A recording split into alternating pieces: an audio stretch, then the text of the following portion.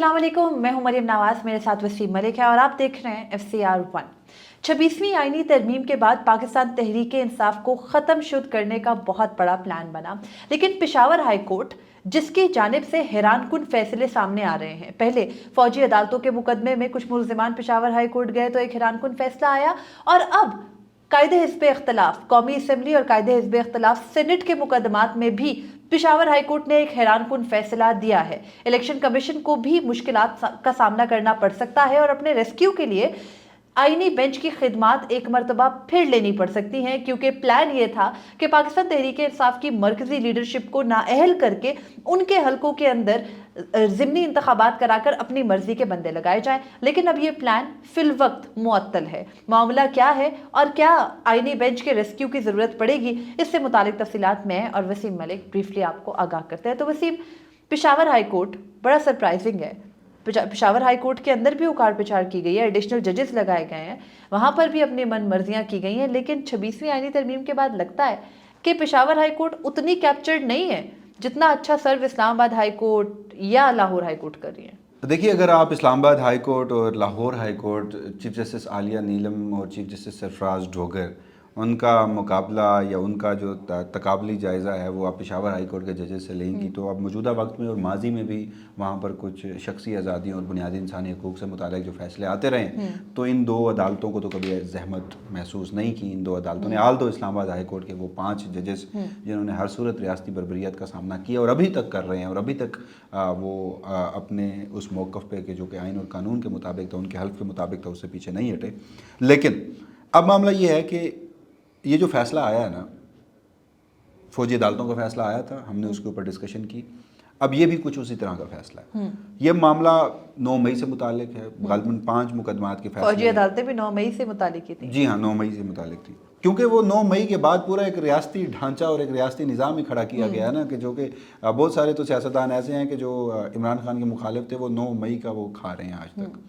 तो इस सारे मामले में हमने देखा कि PTI के रहनुमाओं को सज़ाएं सुनाई गई। गालिबन 5 मुकदमात के फ़ैसले आ चुके हैं और उसमें नाअहल किया गया लोगों को 318 FIRs थीं। अभी मज़ीद फ़ैसले आने हैं। 35,000 से ज़ायद लोग उसमें नामज़द थे और इम्कान ये ज़ाहिर किया जा रहा है कि कुछ लोग ये बता रहे हैं कि PTI के कोई 50 से ऊपर के MNAs और MPs तो बड़ी तादाद में हैं, तो वहाँ पर होने हैं ज़मीनी इंतखाबात।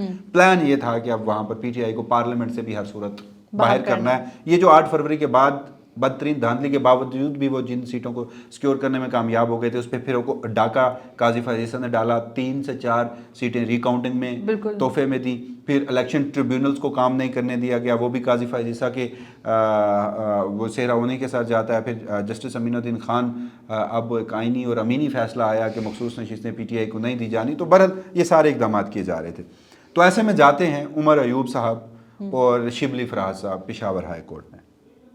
मुद्दा ये होता है कि इलेक्शन कमीशन ऑफ पाकिस्तान जो है वो प्रोसीजर फॉलो नहीं कर रहा। उसने बगैर सुने हमें एक तरफा फैसला कर दिया, स्पीकर रेफरेंस के बगैर। आगे चलने से पहले वसीम थोड़ा सा क्लैरिफाई कर लें, क्योंकि हम 9 मई के मुकदमात की बात कर रहे हैं और मुसलसल सजाएं जो है वो सुनाई जा रही हैं।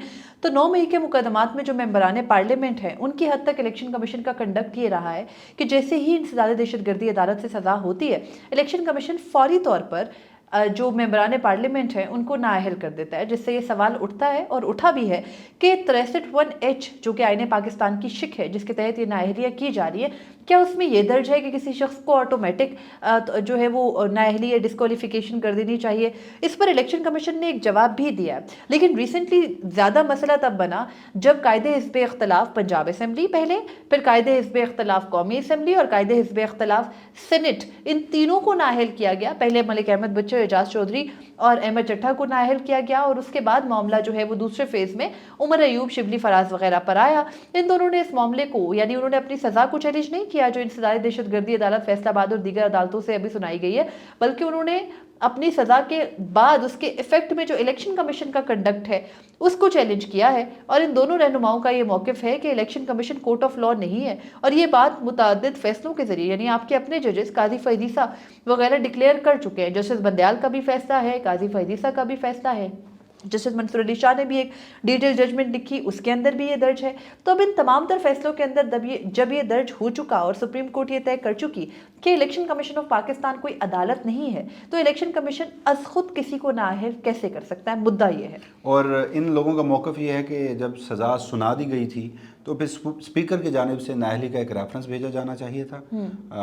इलेक्शन कमीशन तरीक़ेकार वैसे ही है। हाँ, इलेक्शन कमीशन ऑफ पाकिस्तान जो है वो इलेक्शन एक्ट के हवाले से मैं आपसे गुफ्तगू करता हूँ, क्योंकि 63(1) के तहत ये जो नाअहल किया गया है उसमें ये होगा कि एक तो सज़ा जितनी इनको होगी जब वो अपनी सज़ा पूरी करेंगे तो उस सज़ा पूरी करने के बाद के 5 साल तक वो नाअहल रहेंगे, जो आइन की मंशा है। अगर ये सज़ाएँ सुप्रीम कोर्ट तक फाइनलिटी अख्तियार करती हैं तब तो स्पीकर जब रेफरेंस भेजेगा तो election commission of Pakistan proper hearing करेगा। हाँ। और उसमें ये भी है कि ये दोनों फरीक़ैन को सुना जाएगा। इलेक्शन एक्ट 2017 में दर्ज क्या है एग्जैक्टली, आप वो ज़रा अल्फाज जो है मैं ये चाह रहा था कि आप वो आवाम के सामने रखें। इलेक्शन एक्ट का सेक्शन 232 है जो कि ये मुरवजा तरीक़ेकार बताता है कि नाअहलियाँ कैसे होंगी। तो नाअहलियों के मुताबिक तरीक़ेकार 2 हैं। एक तरीक़ेकार ये है कि या तो किसी मेंबरान पार्लियामेंट के ख़िलाफ़ जो है वो कोई रेफरेंस दायर किया जाए, तो उस रेफरेंस को जो है वो प्रोसीड करते हुए, जैसे अभी आपको याद होगा उमर अयूब ही के ख़िलाफ़ उनके हल्के में जो उनके मुखालिफ फ़रीक हैं बाबर नवाज़, उन्होंने स्पीकर कौमी असम्बली के थ्रू उमर अयूब के ख़िलाफ़ एक रेफरेंस इलेक्शन कमीशन को भेजा था जो अभी ज़ेर समात है। और उससे इलेक्शन उस तरह से, यानी एक इंडिविजुअल रेफरेंस जो कोई इंडिविजुअल शख्स अपनी कैपेसिटी में स्पीकर के थ्रू भेजे, एक तरीक़ेकार तो ये है। उस पर भी इलेक्शन कमीशन दूसरे फरीक को नोटिस करता है, उसका जवाब सुनता है। अगर वो उन इल्ज़ामात का जवाब नहीं दे सकता, इलेक्शन कमीशन को लगता है कि इस शख्स ने कोई अखलाकी बदनवानी की है, उसमें मुलव्विस रहा है, तो उसको नाअहल कर देता है। दूसरा तरीक़ेकार ये होता है कि अगर किसी भी किस्म की कोई ऑब्जर्वेशन, कोई अखलाकी जो बददियानती है, बदनवानी है, उसका मुकदमा किसी शख्स के ख़िलाफ़ किसी कोर्ट ऑफ लॉ से हो जाए, तो भी स्पीकर जो होता है वो एक रेफरेंस मूव करता है as a custodian of the house कि ये जो है वो इस शख्स को नाअहल कर दिया जाए। वजह ये है कि इसके खिलाफ ये फैसला आ चुका है। अब इलेक्शन कमीशन के सामने ये दोनों सूरतें इन 9 मई के मुकदमात में, उमर अयूब हो, शिबली फराज हो, मलिक अहमद बुचर हो, जितने भी एमएलएज एमपीएस या सेनेटर्स हैं, उनके मुकदमात में नहीं बने। तो इलेक्शन कमीशन ने अस खुद नाअहलियाँ की। और फिर हमने बड़ा क्लासिक केस देखा अब्दुल लतीफ़ चित्राली का भी कि अच्छा, उसमें भी ना, उसमें इलेक्शन कमीशन ये कहता है, जो इलेक्शन कमीशन का मौक़िफ़ है वो मैं सबके साथ जो ज़राए इलेक्शन कमीशन के ज़रिए, यानी जब चाहे वो चीफ़ इलेक्शन कमिश्नर हो या अरकान इलेक्शन कमीशन हो, तो मीडिया में ये अपने नाम से तो ये ख़बर नहीं चलवाते, ज़राए से ये ख़बर चलती है। तो वो कहते हैं कि रुकन सैनेट और अरकान असम्बली की नाअहली का मामला है। एटीसी से सज़ा जिन लोगों को दी गई है उन अरकान को 63(1) के तहत नाअहल किया गया है। मुजरमाना सज़ा पर स्पीकर या चेयरमैन सैनेट से किसी रस्मी तौसीक़ या हवाला जात की ज़रूरत नहीं रहती। ये तो इलेक्शन कमीशन ऑफ पाकिस्तान कह रहा है कि किसी रेफरेंस की ज़रूरत नहीं है। वो कह रहे हैं कि ऑटोमेटिकली हम नाअहल करने का इख्तियार रखते हैं, अंडर विच जुरिस्डिक्शन कोई कोर्ट आपको अलाउ नहीं करता। 62(1)(f) का मामला काजी फजीसा ने भी, और उससे पहले जस्टिस फैसल बदियाल बाउडा ने भी, केस फैसल में, बाउडा केस में उससे ये पहले तय हो ख्वाजा चुका आसिफ कि केस में supreme court election commission court of law नहीं है, इटसेल्फ वो डिक्लेरेशन नहीं दे सकती, ये तो तय था। अच्छा, जब ये सब कुछ हुआ ना, तो अब्दुल लतीफ़ चित्राली का मामला, जो कि ग़ालिबन पहले एमएनए थे पीटीआई के, चित्राल 1 NA1 बनता है जी। वो इस्लामाबाद के थाना रमना 9 मई का मुकदमा था। जब उन्हें नाअहल किया गया तो इलेक्शन कमीशन ने उन्हें सज़ा सुनाई गई इस्लामाबाद की इंसदाद दहशतगर्दी अदालतें, तो इलेक्शन कमीशन ऑफ पाकिस्तान ने उन्हें नाअहल नहीं किया। उसके बाद होता यह है कि 2 प्राइवेट काउंसिल्स, वो भी स्पीकर के थ्रू नहीं आता रेफरेंस, प्राइवेट काउंसिल जो हैं वो जाकर कंप्लेनेंट आप कह लीजिए उन्हें, वो जाकर इलेक्शन कमीशन में दरख्वास्त देते हैं। इलेक्शन कमीशन समाअत करता है, और समाअत में अब्दुल लतीफ़ चित्राली के वकील कहते हैं कि जी हमारा जो केस है वो इस्लामाबाद हाई कोर्ट में है, वो फिक्स हो चुका है, मुमकिन है सज़ा मुअत्तल हो जाए या हमारी, क्योंकि उनके शरीक जितने मुल्ज़िमान थे उनको इस्लामाबाद हाई कोर्ट ने बरी कर दिया। ये मौक़िफ़ सामने रखा, कहा कि आप इंतज़ार कर लीजिए। तो इलेक्शन कमीशन ने कहा ठीक है, तो वकील साहब ने कहा कि ग़ालिबन उन्हें रिलीफ मिल गया। इलेक्शन कमीशन ने कहा कि हम इंतजार करते हैं। हाँ, अच्छा। उसके बाद फिर फैसला सुना दिया गया और उन्हें भी फ़ौरन उसी दिन नाअहल कर दिया गया। ओके। तो ये सूरत हाल बनी है। अब जो पेशावर हाई कोर्ट का फैसला है ना, वैसे तो अभी केस वहाँ पर ज़ेर समाअत है, कब तक मुलतवी हुआ है? पेशावर हाई कोर्ट में ये मुकदमा 20 अगस्त को ज़ेर समाअत आएगा। जो उमर अयूब साहब और शिबली फराज के वकील हैं, उनका नाम क्या है? उनका नाम है बशीर खान वज़ीर। बशीर खान वजीर साहब, उनके मुताबिक समाअत कब तक मुलतवी हुई? बशीर खान वजीर साहब कहते हैं कि उनके मुताबिक समाअत जो है वो 20 अगस्त तक मुलतवी हुई है, और वो ये कहते हैं कि जो पेशावर हाई कोर्ट का जजमेंट है, अगर मैं उसको ब्रीफली आपके सामने रख दूं, तो पेशावर हाई कोर्ट ने इलेक्शन कमीशन को जो 5 अगस्त जिस दिन पाकिस्तान तहरीक इंसाफ ने एहतजाज पूरे मुल्क में कॉल दे रखी थी, उस दिन जो इलेक्शन कमीशन ने नाअहली के नोटिफिकेशन जारी किए थे उमर अयूब और शिबली फराज के, आज खुद डिक्लेरेशन दे के, हाँ जी, उसको डिक्लेरेशन देके उन नाअहली के नोटिफिकेशंस को तो मुअत्तल नहीं किया। जो पेशावर हाई कोर्ट है उसके 2 रुकनी बेंच ने, यानी जस्टिस अरशद अली और जस्टिस साइमा जमशेद ने, जस्टिस साइमा जमशेद नाम देख लीजिए, गालिबन है उनका। पेशावर हाई कोर्ट हम भी बहुत कम कवर करते हैं, तो जजेस के जो नाम हैं वो अक्सर हमें, जस्टिस फरा जमशेद, माय अपॉलजीज, तो उन्होंने जो है ये जजमेंट दिया, और उन्होंने इस जजमेंट के ऑर्डर जो अबूरी दिया उसमें ये रिलीफ आखिर में मेंशन्ड है, और उन्होंने कहा कि इलेक्शन कमीशन जब तक जो है ये समाअत अगली होगी तब तक जो नोटिफिकेशन है नाअहली का उस पर मजीद कोई कार्रवाई ना करे। तो अब जो नोटिफिकेशन है नाअहली का, उसके ऊपर मजीद 2 किस्म की कार्रवाइयां थी। इलेक्शन कमीशन ने नोटिफिकेशन कर दिया, उसके बाद कौमी असम्बली सेक्रेटेरिएट और सेनेट सेक्रेटेरिएट की जानिब से वो नशिस्तें खाली करार दी जानी हाँ थी जी, जुम्मे को। हालांकि पेशावर हाई कोर्ट ने रोक रखा था।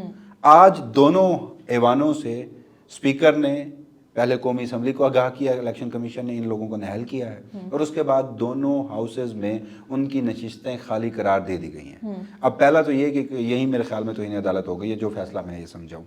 दूसरा, 5 अगस्त के नाअहली के अज खुद इलेक्शन कमीशन के नोटिफिकेशन के बाद उनको मजीद कार्रवाई से रोके जाना, इलेक्शन का स्केड्यूल देखने से भी रोकना है, क्योंकि उसका अगला स्टेप जो था हाँ, वो इंतखाबात होने थे। वहाँ पे रीपोलिंग के लिए अभी वो नए कागजात नामजदगी देने का सिलसिला शुरू ना हो जाए, इलेक्शन का प्रोसेस जो है वो ना हो जाए। आपने जमशेद दस्ती के केस में देखा था, पूरा इलेक्शन प्लान जो है आ गया था, और बहुत सारे सहाफ़ी ये दावा कर रहे थे कि इन नाअहलियों से 9 मई के मुकदमात में जो नाअहलियाँ हो रही हैं, इनसे पहले ही इलेक्शन कमीशन में पूरी तैयारी है बाई इलेक्शन। वो मसला ये है कि जमशेद दस्ती साहब को तो एक ही जुर्म की मुतादिद मरतबा सजा हो चुकी है, और वजह सिर्फ ये है कि वो जमशेद दस्ती साहब वो कंट्रोल नहीं कर पा रहे। अब इस मामले में ना, इस दरख्वास्त से मुझे ये लगता है पेशावर हाई कोर्ट जो तय करने जा रहा है, जो पाकिस्तान तहरीक इंसाफ भी चाहती है, वो कहते हैं कि देखें, आपने एक शख्स को सजा दी, चाहे फिर वो प्रॉपर डिक्लेरेशन भी स्पीकर की हो, उसके बाद वहां पर नाअहली हो और इलेक्शन कमीशन डिक्लेरेशन दे दे, नशिस्त उसकी खाली हो जाए, तो आप तब तक वहां इंतखाबात नहीं करवा सकते जब तक उस शख्स की सज़ा जो है, उसकी जो रेमेडी पहले हाई कोर्ट बनती है, फिर हाई कोर्ट के बाद सुप्रीम कोर्ट बनती है, जब तक वो फाइनलिटी अख्तियार नहीं कर लेती ना वो सज़ा, तब तक वो शख्स जो है वो अपनी नशिस्त पर भी कायम रहेगा और नए इलेक्शंस भी नहीं होंगे। इसमें पीटीआई के जो वकला हैं वो ये समझते हैं कि अगर इन केस वहाँ पर नए इलेक्शन करवा दिए जाते हैं और कल को हाई कोर्ट या सुप्रीम कोर्ट ऑफ पाकिस्तान में जाकर ये सज़ाएँ जो हैं वो ख़त्म हो जाती हैं, इक्विटल हो जाते हैं, तो फिर आप उसको रेट्रोस्पेक्टिव इफेक्ट क्या करेंगे? उस हल्के से जो एक नया इलेक्शन हो जाएगा तो क्या करेंगे? इसी में देखें, 2 चीज़ें हैं, आपने बात की, मैंने आपको बीच से काटा नहीं, लेकिन पहले आपने ये कहा कि पेशावर हाई कोर्ट के फैसले के मुताबिक जो समझ आती है और जो बात भी हो रही है वो ये है कि स्पीकर को ये या चेयरमैन सेनेट को, जो सेनेट या कौमी असम्बली है, उनको इनकी नशिस्तें कायदे हिज़्ब इख्तिलाफ की खाली डिक्लेयर नहीं करनी चाहिए थी। नंबर 1 ये है कि मेरी अंडरस्टैंडिंग के मुताबिक लिखा है ऑर्डर के अंदर, ये इलेक्शन कमीशन तक का ऑर्डर था, ये स्पीकर को या चेयरमैन सेनेट को पाबंद कर नहीं रहा था पेशावर हाई कोर्ट का ऑर्डर। नहीं, तो 5 अगस्त के नोटिफिकेशन के बाद सब्सिक्वेंट एक्शन क्या थे?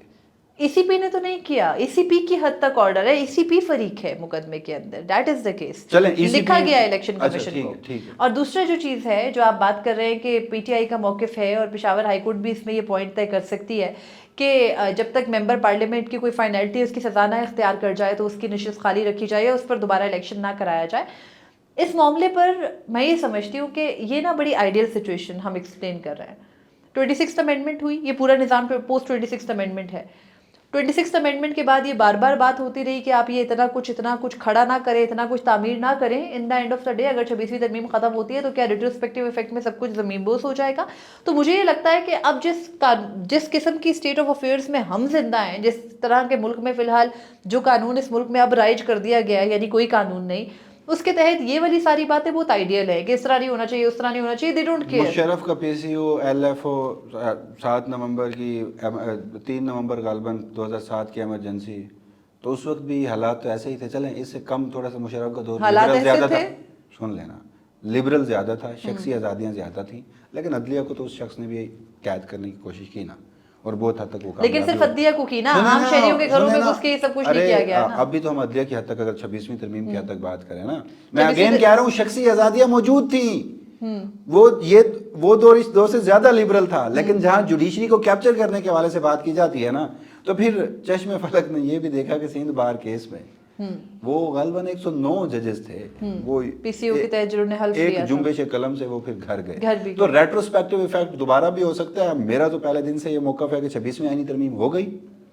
اس کے کانسیکوینس میں جو اقدامات ہوئے، جو ججز لگے، جو باقی فیصلے ہوئے، اب یہ ہونے انڈو ایک نہ ایک دن. خیر میں یہ نہیں سمجھ سنیں، ایک نہ ایک دن، چاہے وہ 5 سال ہوں. دیکھیں مشرف نے جو کچھ کیا نا آئین کے ساتھ، اس کے بعد ایک 18ویں آئینی ترمیم آئی تھی جس میں مشرف کے تمام اقدامات کو انڈو کیا گیا تھا. تو یہ ماضی میں بھی ہوتا رہا، اب بھی ہوگا. عدلیہ اس طرح کیپچرڈ رہ کر آپ ملک کو نہیں چلا سکتے نا.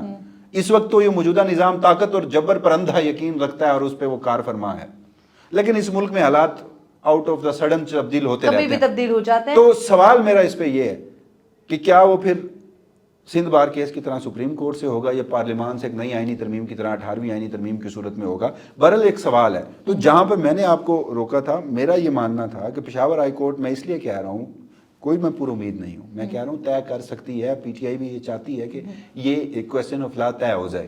اگر وہاں سے طے لیٹ سپوز ہو بھی جاتا ہے تو یہاں پر امینی فیصلے موجود ہیں، امینی بینچ موجود ہے، وہ انڈو بھی ہو سکتا ہے.